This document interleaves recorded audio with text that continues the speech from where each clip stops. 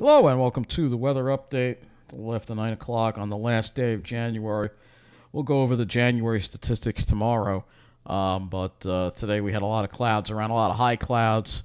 And we had one of these interesting little, what do you call like a ice bow in the clouds. I don't know if you saw this was around around 4:30 this afternoon. We had this beautiful ice bow in the clouds there that was really kind of cool to see. And that we had a lot of these high-level clouds around today. And then tonight, skies cleared out, and we had fairly clear skies there. And that's a look at Mill Pond there in Wantagh.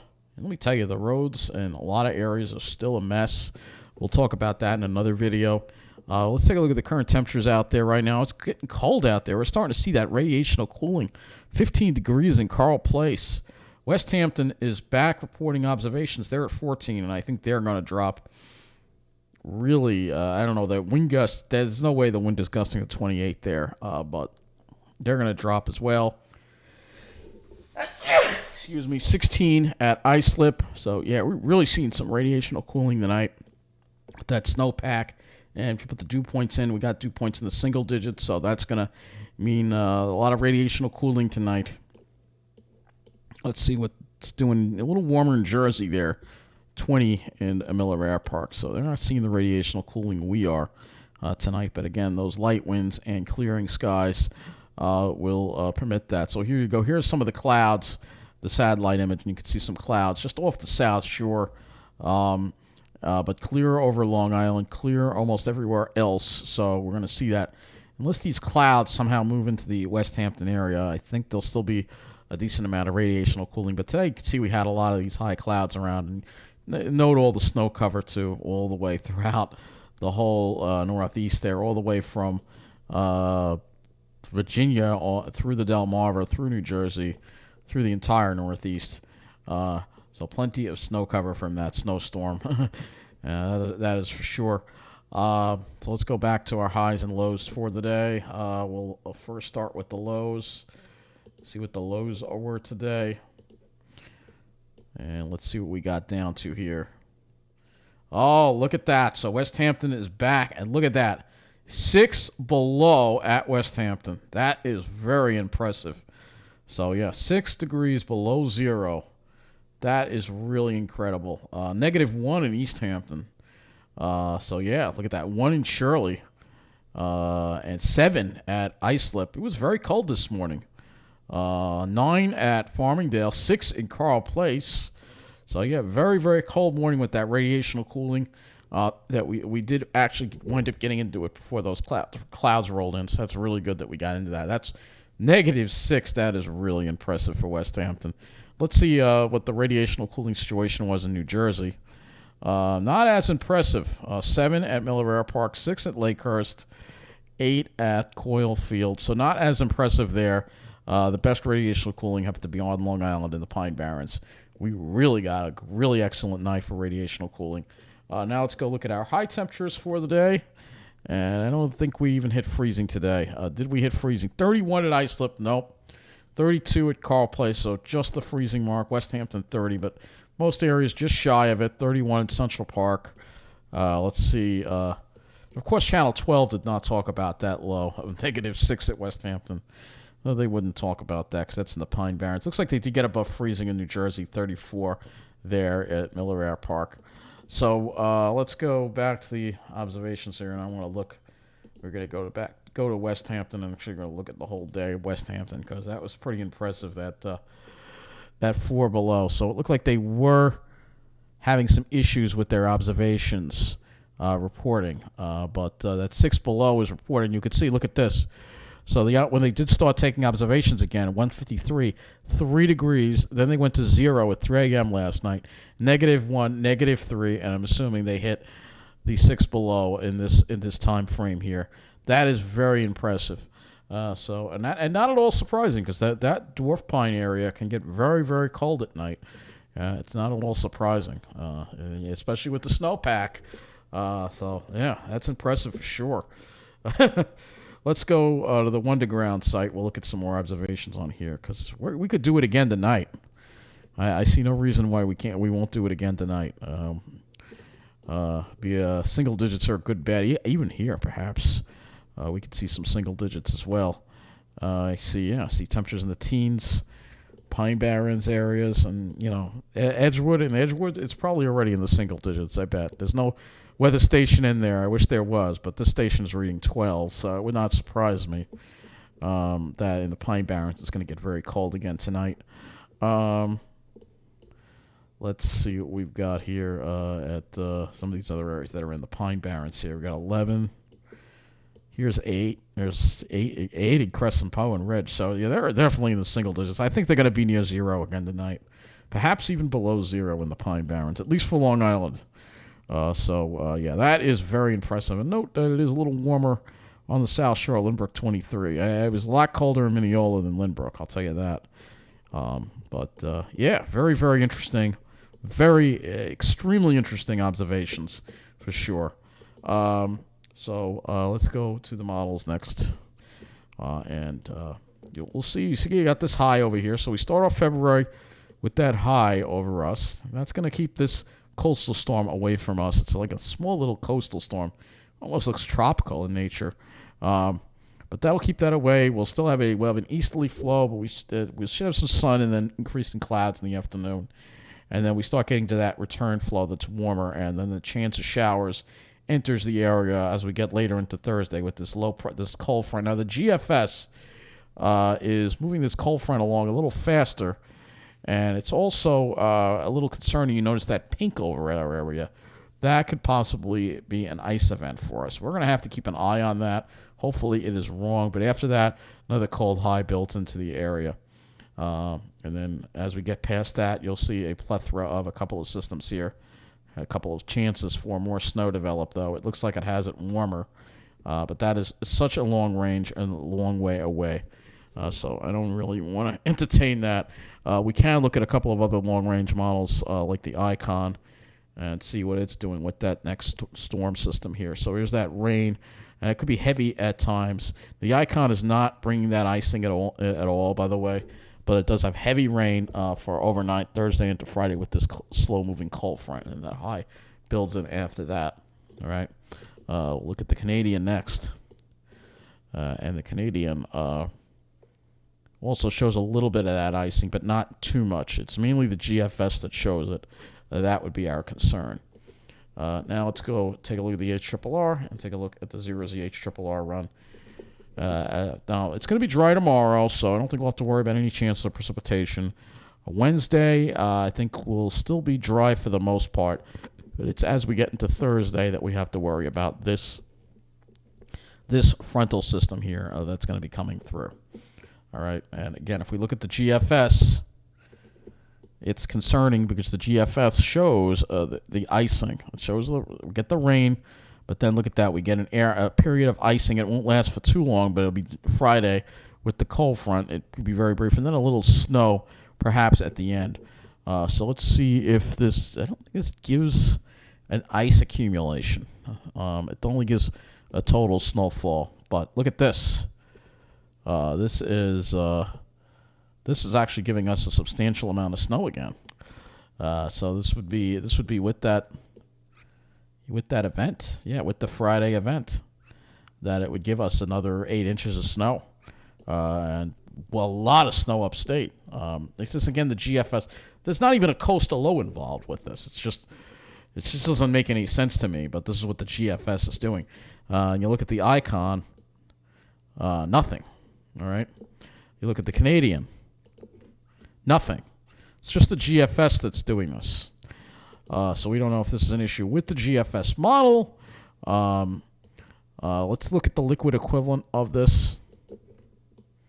So this is the liquid equivalent from the GFS, and you can see it pumps out a lot of liquid equivalent. So it's very concerning the GFS would give us a little bit of an ice and then snow at the end type of storm. Whereas the Icon, you can see it's still, either way we're going to get a lot of precipitation. The question is what form is it going to be in? Whatever the GFS just seems to want to be different. So we'll have to keep an eye on this one because that's something concerned about for sure.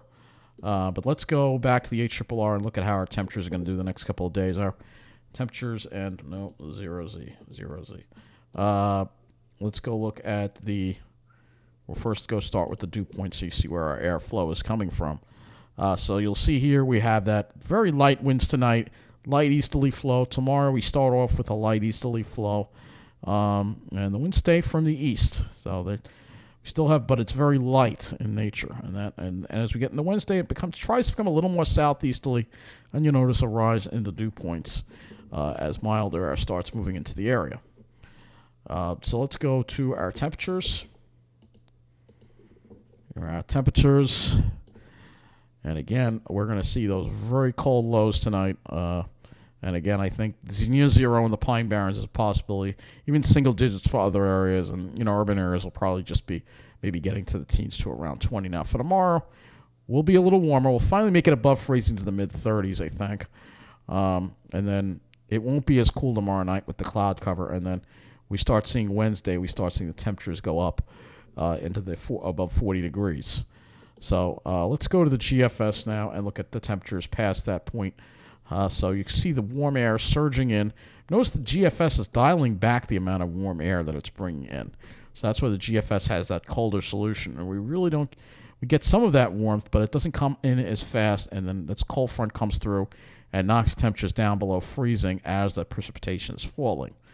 And then behind this front, it brings in some bitterly cold air. Saturday morning, look at this. We're only in the low teens. And then for Saturday, we're not making it out of the mid-20s. And then Saturday night could be very cold.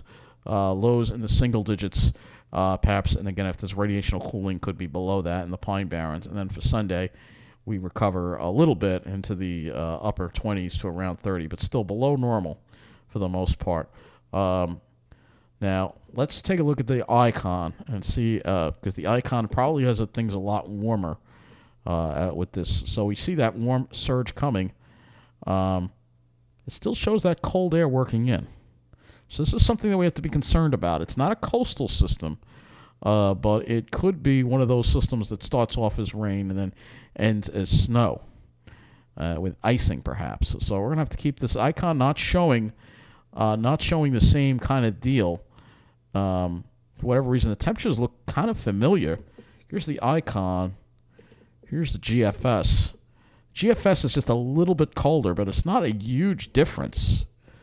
It's not a huge difference. And the problem is, here we are Friday morning, and the temperatures are dropping with northwest winds, and we still have precipitation over our area. And that becomes a problem, because, again, if that precipitation becomes heavy, there could be dynamic cooling involved. So we're going to have to keep an eye on this one for sure. Now, we're in the icon now, so let's look at the temperatures again. So here's the icon. You can see either way it drops. It's not quite as cold as the GFS, so it's just a little bit milder, but it's enough to make that difference. Canadian is a lot warmer. So look at the huge difference on the Canadian here. Canadian is a lot slower with the front, and it has things a lot warmer. It doesn't have it cooling down until later. And again, it's not as swift of a cold frontal passes, and it really brings in a lot of warmth. So GFS definitely colder with that whole thing. Now, unfortunately for the European, we do have a temperature profile with the European. So let's take a look at this. This is the latest one we have, and also it is slower. It is slower. So let's look at the precipitation again.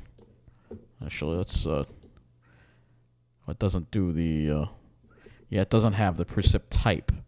You have to go by looking at that 540 line, which would be over here. So again, European seems like it would be warmer and have us as rain, whereas the GFS, again, not a good solution at all. And let's hope it's wrong. But anyway, let's now look at the sky situation. So let's go back to the RGM here, and we'll look at the sky situation as we head into tomorrow. Tonight you can see a few of these clouds. We'll have to watch out for it, but I think most of the clouds are going to stay away. They're going to be mostly clear, and we're going to have some good radiation cooling. Starting off sunny, and then we have to watch these marine clouds that may roll into parts of eastern Long Island and the Jersey Shore. But western Suffolk County, Nassau County, the city, northern New Jersey, and the Hudson Valley could have plenty of sunshine tomorrow.